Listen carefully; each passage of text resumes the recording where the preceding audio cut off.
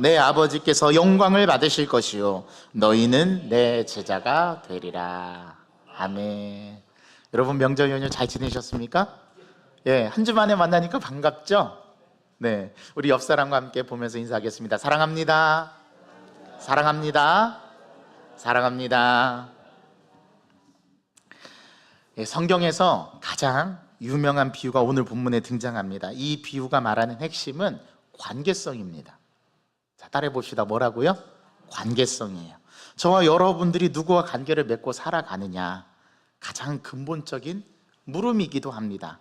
이 관계성을 또한 친밀함이라고 말할 수도 있습니다. 내가 삶을 살아가면서 누구와 가장 친밀한 관계를 맺고 살아가고 있느냐는 물음입니다. 자, 여러분들에게 묻겠습니다. 여러분들은 누구와 가장 친밀한 관계를 맺고 살아갑니까? 대답해 보세요. 네, 저는 다 예수님이라고 말할 줄 알았는데 가족이라고 말하네요. 네, 제가 말씀드렸잖아요. 가장 근본적인 질문이라고. 우리가 누구와 관계를 맺고 또 누구와 친밀한 관계를 맺고 살아가느냐는 물음은 정말 중요한 물음입니다. 우리는 그 대상이 주님이어야 한다라는 사실을 너무 잘 알고 있습니다. 누구와 가장 관계를 올바르게 맺고 살아가야 하는가? 주님이죠. 이게 가장 중요한 우리의 고백이어야 합니다. 또한 누구와 가장 친밀한 관계를 맺고 살아가느냐? 주님이어야 합니다. 그런데 문제는 우리가 예수님과의 친밀한 관계가 우리 인생에서 가장 중요하다고 우리 스스로 생각하고 그렇게 살지 않는다는 데 있습니다. 목사님 무슨 소리인가요? 이렇게 궁금증을 가지고 오늘 본문 말씀을 들여다보셔도 좋습니다.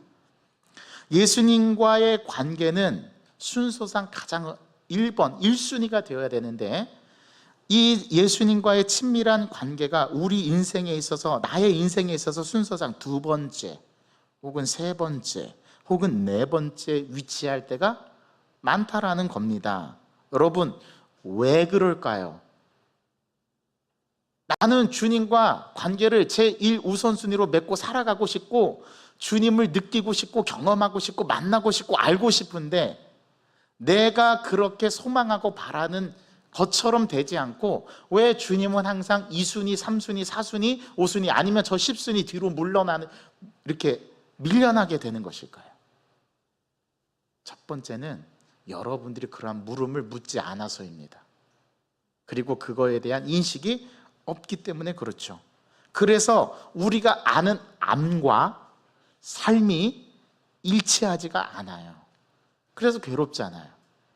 내가 아는 것만큼 삶을 살아내는 게 참, 그러면 내가 행복하고 기쁠 텐데 주님과의 관계를 제일 먼저 맺어야 한다는 거 다 알아요. 그런데 그 암과 내가 아는 만큼의 삶이 어떻게 돼요? 일치하지가 않아요. 그래서 거기에서 오는 괴리감과 거기에서는 좌절감 우리는 맛보게 됩니다. 우리가 이렇게 중요하게 여기는 삶의 문제들이 오히려 나에게 1순위가 되고 2순위가 되고 3순위가 돼요. 한번 냉정하게 우리가 우리 스스로를 들여다봅시다. 아니면 지난 1주간의 삶 속에서도 마찬가지예요. 여러분은 명절 연휴 기간 동안에 주님이 1순위가 되셨나요? 네, 대답을 못 하시는 거 보니까 아니신가 보네요. 우리가 이렇게 자신할 수가 없어요. 우리가 중요하게 여기는 것은 삶의 문제들인 경우가 너무 많다라는 거죠. 그래서 주님이 저 뒤로 우선순위가 밀려나기도 합니다. 지인과의 관계가 때로는 주님과의 관계보다 훨씬 더 앞서 있고요. 우리는 주님과 가장 친밀한 관계를 맺고 살아가야 하는 것을 너무나도 잘 알면서도 왜 실제로는 예수님과의 친밀한 관계가 우선시 되지 못할까? 자, 첫 번째 이유가 있습니다. 주님이 당장 내 눈앞에서 가시적으로 나타나 보여지지 않기 때문에 우리의 인식의 대상에서 자꾸만 잊어버려요. 눈에 보이지 않기 때문에, 가시권 안에 들어오지 않기 때문입니다. 가령 우리들의 자녀들은 늘상 피부로 느끼고 나랑 함께 살아가는 배우자는 늘 자고 일어나면 내 앞에 보이니까 부대끼고 살아가고 그 안에서 발생되는 일들에 인해서 우선순위가 되어버려요. 우리 자녀들은 늘상 피부로 부대끼며 살아가기에 현실적으로 다가와요. 눈에 보이지 않는 대상은 실질적으로 우리가 인식하면서 살기 어려운 측면들이 존재합니다. 그래서 우리가 예수님을 순간적으로 놓치고 잊고 살아갈 때가 많아요. 즉, 우리의 인식 속에서 주님이 항상 1순위로 인식되지 않기 때문입니다. 그래서 우리는 의도적으로 주님을 떠올려야 돼요. 그래야 현실감 있게 부딪히고 살아갈 수 있다라는 겁니다. 예수님은 우리의 삶에 가시적으로 보이지 않기 때문에 잊고 사는 삶의 모습이 부지기수예요. 그런데 눈에 보이지 않아도 현실적으로 우리 앞에 느껴지고 직접적으로 인식될 때가 가끔 찾아옵니다. 언제인가 하면은요, 이런 명절 연휴 기간, 내가 삶의 바운더리에서 조금 벗어나서 전혀 새로운 경험을 할 때, 그때 주님이 확 인식될 때가 있어요. 또 한 가지, 내가 불강력적으로 나에게 어떤 사건이 벌어져서 내 능력과 내 범위 안에서 해결할 수 없을 때, 그때서야 주님을 인식하고 주님을 찾고 주님께 도와달라고 고백하게 되죠. 그럴 때 우리는 주님을 인식해요. 그리고 그 주님이 1순위가 됩니다.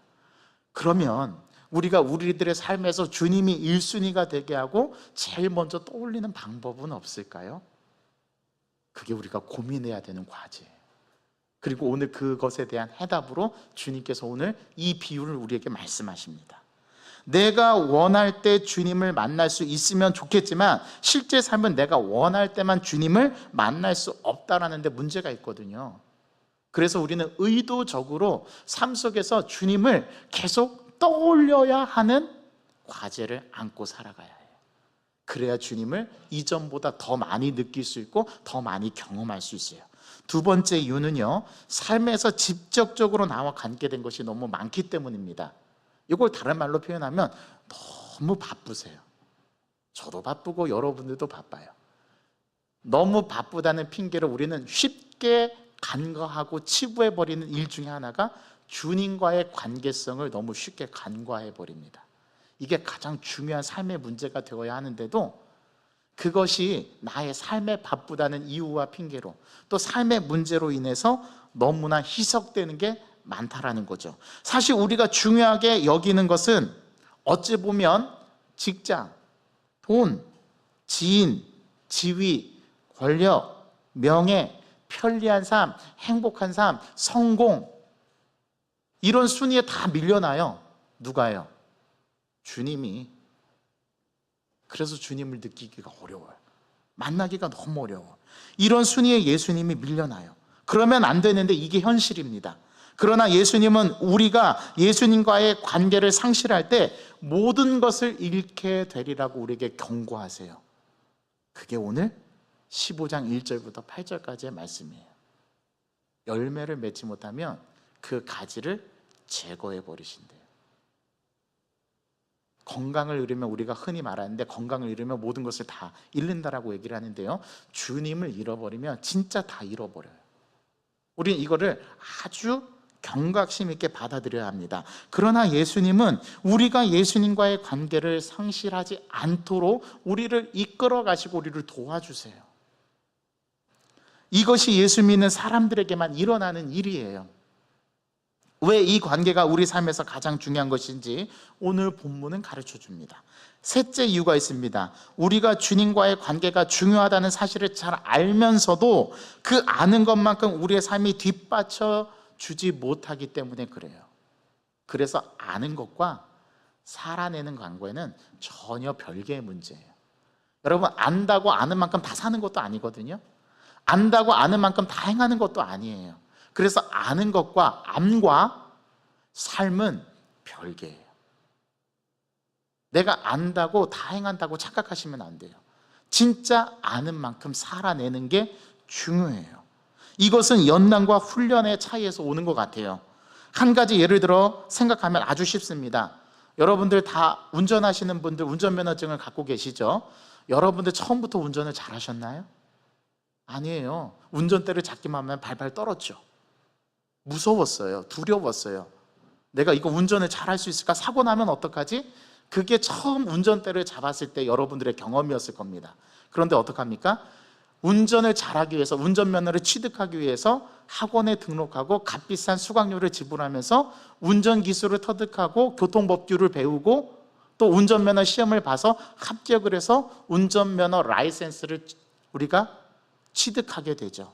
그러면 운전에 자신감이 생기고 어느덧 운전 연수를 받다 보면 이전의 두려움은 사라지고 운전을 아주 능숙하고 잘하게 됩니다. 이거는 훈련과 연단을 통해서 내가 그렇게 만들어진 거예요.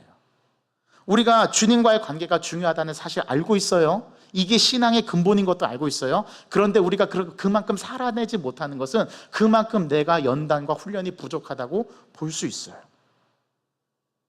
그래서 영적으로 감각을 키우지 않으면, 말씀과 기도로 영적인 세계에 입문하지 않으면, 들어가 보지 않고 그걸 경험해 보지 않으면 그 삶을 살아낼 수가 없어요. 그런 훈련이 없으면 우리는 힘들고 어려워집니다. 신앙적으로 말씀을 깨닫고 아는 것도 중요하지만 그만큼 삶에서 알고 깨달은 만큼 살아내는 것은 더 중요해요. 아는 것과 깨달은 만큼 삶을 살아내는 문제가 사실상 더 어려운 문제라는 거죠. 여러분 공감하시죠? 이해하시죠? 그런 부분에 훈련이 되어 있지 않기 때문에 우리는 삶을 살아내지 못해요. 사실 우리가 몰라서 못 사는 게 아니에요. 알지만 살아낼 힘이 없어서 못 사는 겁니다. 그 살아낼 힘을 어디서 공급받느냐? 그거는 다른 방법으로는 공급받을 수가 없어요. 주님께로부터 공급받는 방법밖에는 없어요. 우리가 몰라서 못 사는 것이 아니라 살 힘이 없어서 못 살아낸다라는 표현이 맞습니다.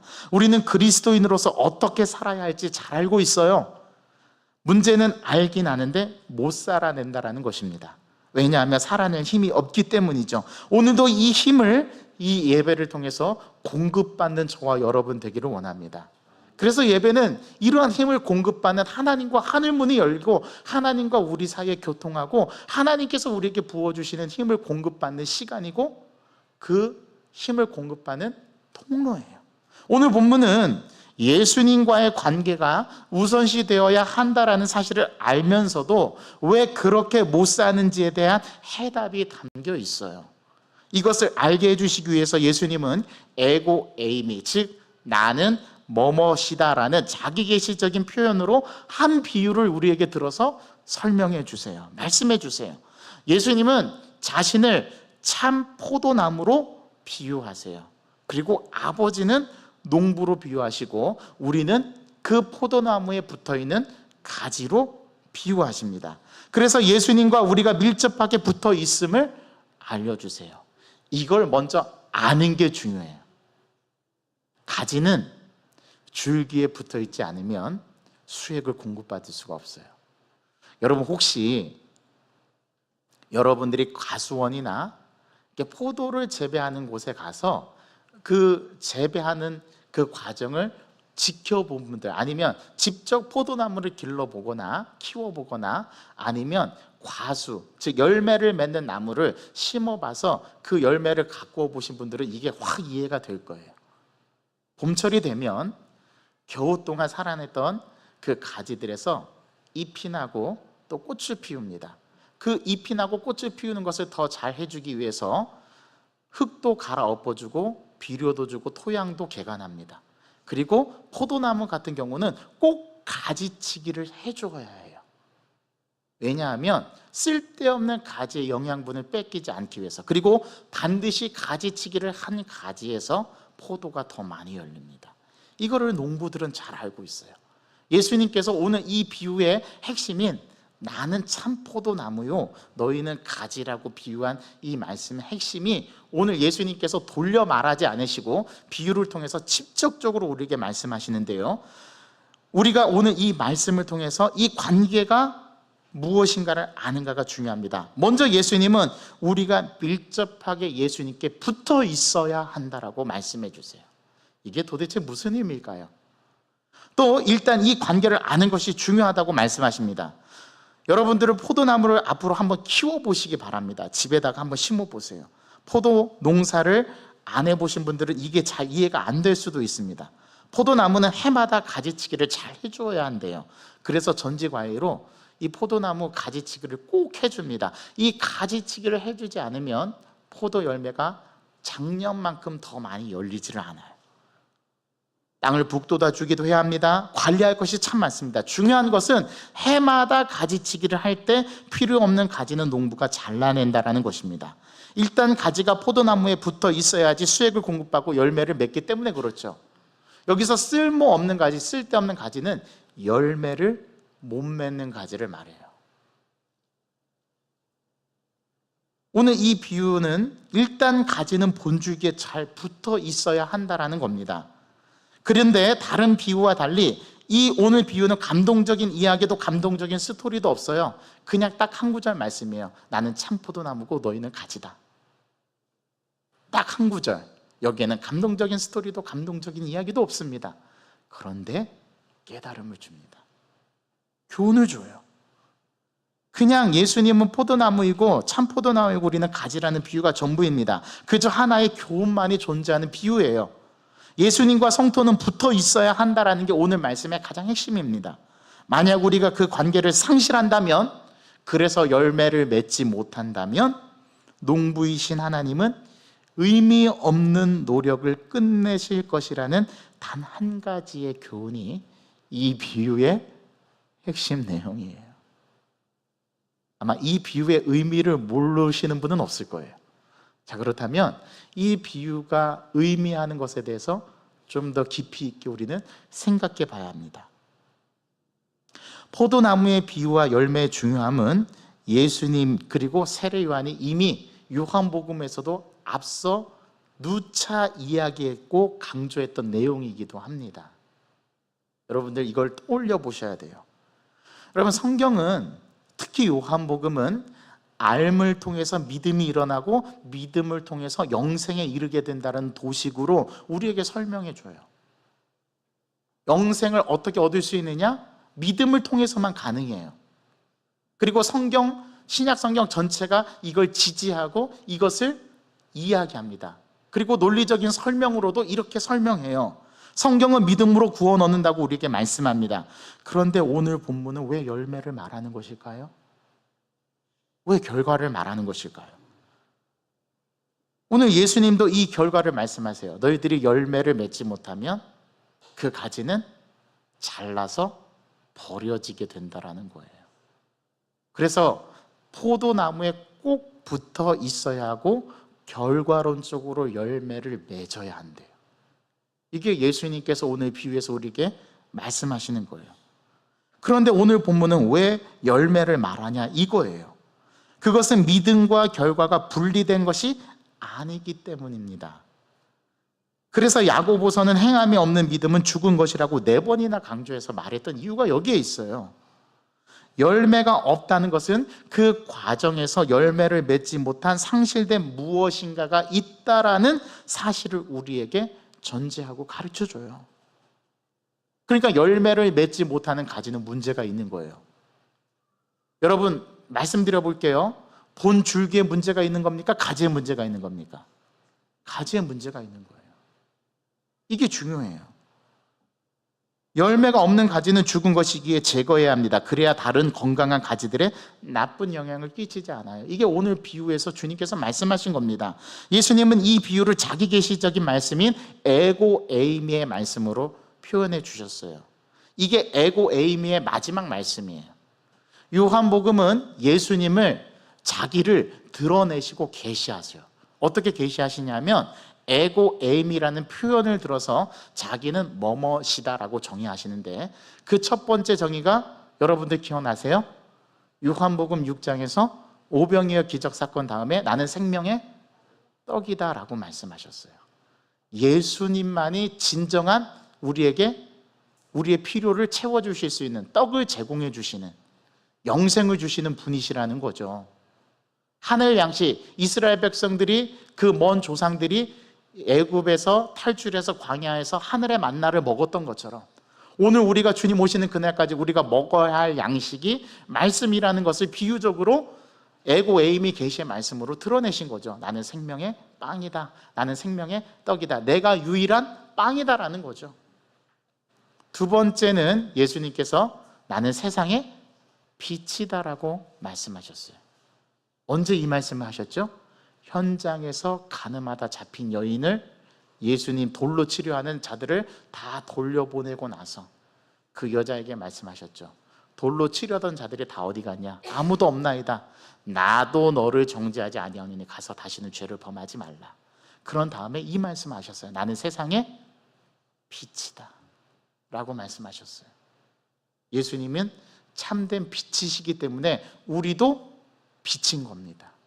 이 자기 계시적인 말씀으로 예수님께서 자기 자신을 드러내셨어요.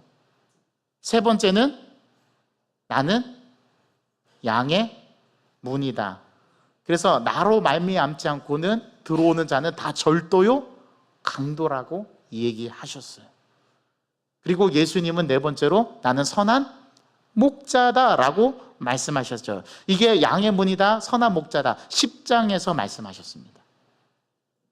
그리고 11장에서는 나는 부활이요 생명이다. 이것도 에고 에이미 말씀으로 되어 있어요.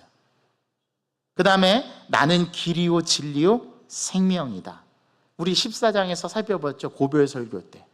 그리고 그 앞에 나는 부활이요 생명이다. 나사로의 소생사건 때 예수님께서 이 말씀을 하셨어요. 이렇게 자기 계시적인 말씀을 요한복음에서는 7개의 완전체로 말씀하시는데 오늘 그 마지막 말씀이 뭐냐면 나는 참 포도나무다 라고 말씀하세요. 앞에 나오는 자기 계시적인 말씀과 좀 다르죠. 예수님께서 딱 한 식물을 지칭해서 말씀하셨어요. 특별히 포도나무, 포도원은 구약에서 뭐를 상징하냐면 이스라엘 백성들을 상징해요. 특히 이사야 선지자는 이사야 5장에 이 포도원에 대해서 말씀하세요. 내가 극상품 포도나무를 내 포도원에 심었더니 뭐가 맺혔다고요? 들포도가 맺히면 어찌미뇨. 그래서 어떻게 해요? 그 포도밭을 싹 진멸하고 다시 심죠. 그게 이스라엘 백성들의 죄악상을 나타내거든요. 그래서 포도원, 포도나무는 이스라엘을 말해요. 그런데 오늘 예수님께서 뭐라고 하냐면 자기가 참 포도나무래요. 그러면 뭐를 말하는 거예요? 자기가 참 이스라엘이라는 것을 말씀해 주시는 거예요. 즉 하나님과 이스라엘 백성들의 관계가 이스라엘 백성들이 우상 숭배함으로 깨어져 버렸잖아요. 그런데 이제 예수님께서 참 포도나무가 되셔서 그거를 회복시키시는 거예요. 오늘 그래서 예수님은 참 포도나무라고 말씀해 주십니다. 오늘 이 표현 7개가 등장하는데 오늘 본문이 그 마지막 표현에 해당되는 말씀이에요. 예수님은 이 비유를 통해서 자신이 누구신지를 드러내십니다. 예수님은 자신을 포도나무이고 아버지를 농부라고 비유하셨는데 포도나무는 구약 성경에서 이스라엘을 상징해요. 구약에서 이스라엘은 범죄하고 하나님과의 친밀한 관계를 맺는데 어떻게 했어요? 실패했죠. 그래서 이 관계를 회복시키기 위해서 누가 오신 거예요? 예수님이 오신 거예요. 그리고 예수님은 자기를 에고 에이미 참 포도나무라고 말씀해 주신 겁니다. 그래서 하나님은 이스라엘을 징계하셔서 그들을 깨닫게 하시고 다시금 70년 포로를 통해서 이스라엘을 재건해 주셨죠. 이게 상징적인 의미가 있는 거예요. 그래서 오늘 예수님께서 참 포도나무라고 말씀하시는 것은 내가 참 이스라엘이고 옛 이스라엘과 대조되는 새 이스라엘을 의미하는 겁니다. 새 백성이 된다라는 거죠. 내 아버지는 농부라는 말씀은 농부 대신 성령께서 이 비유의 배경이 된다라는 말씀이고요. 이 비유에서 예수님과 성도인 우리와의 관계는 성부와 성자 예수님과의 관계에 대한 모형이 동시에 성도와 하나님과의 관계를 연결시키는 예수님의 중요한 중보자적인 모습이 이 말씀 안에 담겨 있다는 거예요. 그런데 중요한 표현이 오늘 등장합니다.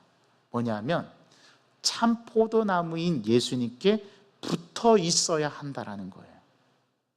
그럼 붙어 있어야 한다는 말의 의미가 뭐냐?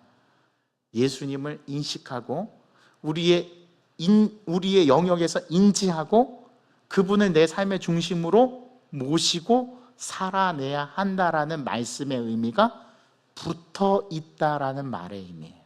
또 예수님께서는 이것을 다른 방식으로 표현하셨는데 어떻게 표현하셨냐면 너희가 내 안에 거하고 내가 너희 안에 거하는 것, 서로 상호 내주하는 거예요. 우리의 삶이 이러한 삶이 되지 않으면 열매를 맺지 못한답니다. 포도나무는 그 가지가 본 줄기에 붙어 있어야 수액을 공급받아서 열매를 맺고 그 열매를 통해서 자기가 포도나무인 것을 드러내죠. 이 방식을 예수님께서는 뭐라고 얘기하셨냐면, 너희가 내 안에 거하고 내가 너희 안에 거하면 너희가 뭐를 맺는데요? 많은 열매를 맺는데요. 열매 맺는 방식의 중요성을 가르쳐 주세요. 자, 그러면 묻습니다. 저와 여러분들이 삶에서 어떻게 할 때만 열매를 맺을 수 있어요? 예수님께 붙어 있을 때만. 그럼 예수님께 붙어 있을 때는 언제인가요? 예수님을 떠올리고 예수님의 말씀을 기억하고 예수님께서 하신 말씀대로 삶을 살아내는 것을 인식하고 깨닫고 인지하고 그렇게 삶을 살아가는 삶으로 나아가는 것. 내 삶을 그렇게 만들어가는 것, 즉 훈련시키는 것. 그것이 내가 너희 안에 거하고 너희가 내 안에 거한다라는 말씀의 표현이었던 거예요. 여러분 이해하시겠죠? 오늘 예수님께서 이것을 우리들에게 가르쳐 주시고 말씀하시는 거예요. 여러분 보십시오. 3절 보십시오. 너희는 내가 일러준 말로 이미 깨끗하여졌다. 여기서 일러준 말씀은 바로 앞에서 하셨던 말씀이에요. 즉 새 계명을 말해요. 서로 사랑하라. 또 그 계명을 말씀하시기 전에 예수님께서 제자들에게 행하셨던 것을 말해요. 그게 뭐였죠? 세족식이었죠. 세족식은 하나님과 제자들이, 예수님과 제자들이 새로운 방식으로 관계 맺는 것을 보여주신 거예요. 그리고 그것을, 그 관계 맺는 방식을 뭐로 연결시켰냐면 예수님은 사랑으로 연결시켰죠. 그래서 세족식 이후에 예수님이 새 계명을 주신 이유가 거기에 있는 거예요. 세족식은 서로 사랑하고 섬기는 방법의 모습을 예수님께서 직접 보여주셨던 거예요. 그리고 너희들이 이 사랑 안에 거하고 이 사랑으로 행하는 것이 예수님의 말씀을 따르는 것이고 예수님의 방식을 따르는 삶이고, 그렇게 해야지 뭐가 된다고요? 오늘 8절 말씀, 너희가 내 제자가 되리라. 그리고 뭐를 드러낸대요? 하나님의 영광을 드러낸대요. 이게 오늘 우리에게 주신 말씀이에요. 예수님과 우리는 뗄래야 뗄 수 없는 불가분의 관계입니다. 그런데 이걸 떼어내려고 열심히 애쓰는 세력이 있어요. 그게 누굴까요? 사탄입니다. 어떻게 해서든지 이 가지에서 떨어지게 만들려고 하는 게 사탄이죠. 하나님은 오늘 예수님을 통해서 우리에게 이 비결을 가르쳐 주시는 거예요. 열매 맺는 삶은 어떤 삶인가 하면은 예수님께 꼭 붙어 있는 삶입니다. 떨어지지 않으려고 붙어 있는 삶이에요. 우리가 해야 될 것은 붙어 있는 거예요. 여러분 열매 맺으려고 노력하지 마세요. 열매 맺는 거는 붙어 있으면 열매를 맺게 돼 있어요. 문제는 붙어 있지 않는 것에 문제가 있어요. 그래서 우리의 인식을 바꿔야 해요. 의도적으로 주님을 떠올리셔야 해요. 의도적으로 이 신앙에 대한 근본적인 물음을 자꾸 내 삶에서 던져야 해요. 한 번 던지고 두 번 던지고 세 번 던지고 네 번 던지고, 그렇게 던지다 보면 그것이 거룩한 영성이 되고 습관이 됩니다. 마치 운전면허를 취득하기 위해서 열심히 학원을 다니면서 기술을 습득하고 도로교통법을 배우고 또 시험에 합격하기 위해서 열심히 공부하고 실전으로 연습하는 것처럼 말이죠. 그래서 우리는 날마다 떠올리셔야 돼요. 어떻게 하면 내 삶 속에서 예수님을 한 번 더 생각할까? 하나님을 한 번 더 떠올릴까? 그리고 그분이 내 삶의 중심이 되게 만들까?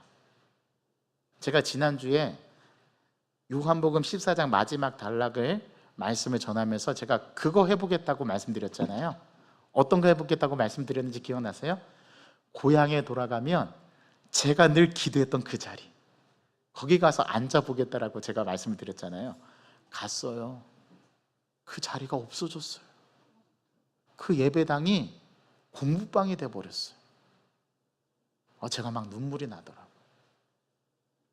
완전 리모델링 해가지고 학원처럼 운영하는 공부방이 되어버렸어요. 지역 주민들을 위해서. 그 구성전은 센터가 되고 옆에 새로 지은 성전의 예배당에 예배를 드리고 있었어요. 그 예배당은 낯설었어요. 여기에는 제 흔적과 자취가 없어요. 내가 늘 기도했던 그 자리, 늘 있었던 그 방석, 그 자리가 이제 추억 속에서만 기억되는 그러한 모습이 되어버렸어요. 제가 그걸 생각하면서 주님을 더 갈망하게 되고 갈구하게 되고 주님을 떠올리게 됐습니다. 저는 이번 한 주간이 완전 스펙타클했어요. 우리 박옥봉 권사님도 입원하셔서 그런 사건들도 있었지만 제가 하루하루 연휴를 보내면서 살아가는 삶이 치열한 영적 전투라는 것을 다시 한번 느끼게 됐어요. 기도하게 되고, 저희들은 연휴 동안에 본가에 가고 장인어른 장모댁에 가서도 성경을 읽었어요. 114 말씀 읽기. 힘들었어요. 이게 날마다 말씀을 먹는 게 쉽지 않더라고요. 여러분들도 느끼시죠? 말씀대로 사는 게 결코 쉽지 않아요. 삶을 살아내는 것은 그래서 아는 것과 별개예요. 가서 말씀을 읽고 또 함께 기도하고 그렇게 했어요. 이게 쉽지 않더라고요. 의도적으로 삶 속에서 주님을 떠올리는 거. 그래서 이렇게 보면 어떨까요? 아침에 일어나면 성령님 안녕하세요. 예수님 잘 주무셨어요. 눈에 보이지 않아도 예수님 있다고 상정하고, 내 예수님이 나와 함께 자고 눕고 일어나시고 나와 함께 생활 반경에서 나와 함께 하신다라고 그렇게 상정하고 생각하고, 주님 잘 주무셨어요? 마치 부모님에게 인사하듯이 성령님 안녕하세요. 오늘 저는 너무 행복해요. 너무 좋아요.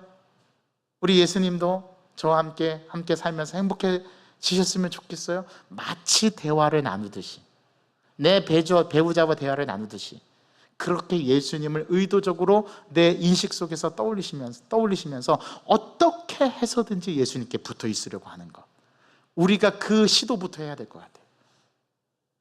열매 맺는 거는 그 다음입니다. 먼저는 내가 주님께 붙어 있는 삶, 주님을 떠올리고 주님께서 말씀하신 대로 삶을 살려고 노력하는 삶, 내 주님이 나의 삶에서 2순위, 3순위, 4순위로 밀려나지 않고 제일 먼저 내 생각 속에서 떠올려지시는 분, 그분이 우리 하나님이 되기를 간절히 소망합니다. 그래서 여러분들 한번 그렇게 보세요. 아침에 일어나면 성령님 잘 주무셨어요? 성령님 반가워요. 성령님 사랑합니다. 그렇게 먼저 잠자리에 일어나자마자 내 입으로 얘기해 보는 거예요. 주님, 저 오늘 병원 갈 건데 저랑 같이 가시죠. 주님이 아점 서십시오. 제가 뒤따라 갈게요. 없지만, 눈에 보이지 않지만 있는 대상처럼 인식하고 그렇게 살다 보면 한 번 더, 조금 더 예수님께 가까이 근접하는 삶, 그렇게 살 수 있지 않을까요? 그렇게 보면 어떨까요? 예수님이 없지만 예수님이 계신 것처럼 그렇게 인지하고 인식하고 그 예수님을 존중하고 배려하는 것처럼 그렇게 살아보는 것은 어떨까요? 네, 그렇게 살라고 신호음을 주시네요. 그렇게 살아보는 삶. 그래서 어제보다 오늘은 예수님을 더 떠올리고, 어제보다는 오늘 더 하나님께 더 가까이 밀착돼서 어떻게 해서든지 붙어 있어 보려고 하는 삶. 그래서 오늘은 내일보다, 어제보다 오늘은 말씀을 조금 더 읽고, 또 내일은 오늘보다 조금 더 말씀을 더 읽고, 조금 더 많이 떠올려보고, 조금 더 기도해보고, 그래서 예수님께 붙어있는 삶으로 나를 만들어가는 것. 그런데 놀랍게도요, 이것도 내가 하는 게 아니래요. 이것도 하나님께서 하신대요. 그럼 목사님, 내가 해야 될 건 아무것도 없네요? 아니요. 그래서 제가 의도적으로, 의도적으로 예수님을 떠올리고 하나님을 생각하고 더 말씀을 많이 읽고 기도도 더 많이 해보고 그렇게 해보자는 거예요. 그게 우리가 삶의 영역에서 해내야 하고 살아내야 하는 삶의 모습이라는 것이 오늘 1절부터 8절까지 말씀입니다. 이렇게 하지 않으면은요, 가지에서 가지가 떨어져 나간대요. 농부께서 잘라내신답니다. 왜요? 열매를 못 맺으니까.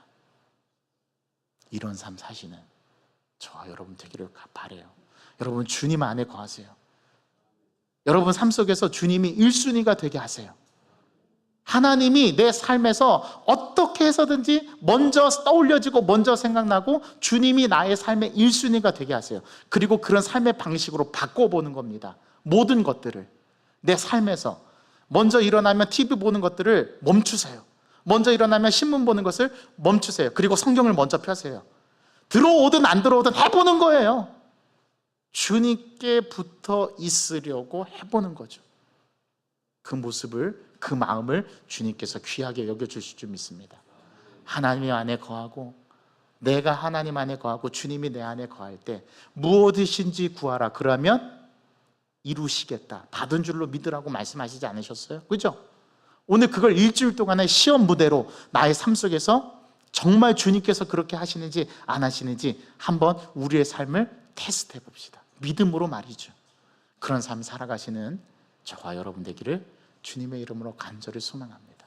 하나님, 우리는 몰라서 못 사는 게 아니라 우리는 알고 있지만 살아낼 힘이 없어서 못 사는 경우가 너무나 많습니다. 하나님, 그 살 힘을 오늘 공급받기를 원하오니 먼저 깨닫게 하시고 그 깨달음을 가지고 삶 속에서 살아내는 힘, 그 힘이 우리에게 주어질 수 있도록 우리의 마음을 활짝 열고 주님을 수용하고 주님을 내 삶의 1순위로 받아들이며 어떻게 해서든지 의도적으로 주님을 떠올리면서 주님이 내 곁에 계심을 인정하고 주님께서 함께 하시는 삶을 살아내는 삶의 방식으로 바꾸어가는, 그래서 예수님은 참 포도나무고 우리는 그 포도나무에 붙어있는 가지가 될 수 있도록 일단 붙어 있어야 열매를 맺을 수 있다라는 주님의 말씀에 순종하는 삶, 그 삶을 살아낼 수 있도록 도와주옵소서. 우리가 주님 안에 거하기를 원합니다. 주님께서 내 안에 거하시는 것을 느끼길 원합니다. 그 느낌, 이번 한 주간 동안에 구구절절하게 느끼게 하시고 그 주님 붙들고 살아가는 저희들 인생 되게 도와주옵소서. 그때 삶의 문제가 해결되어지고 그 삶의 문제를 주님께 맡기게 될 줄 믿사오니 주여 우리를 도와주옵소서. 예수 그리스도의 이름으로 기도하옵나이다. 아멘. 우리 다 같이 자리에서 일어나셔서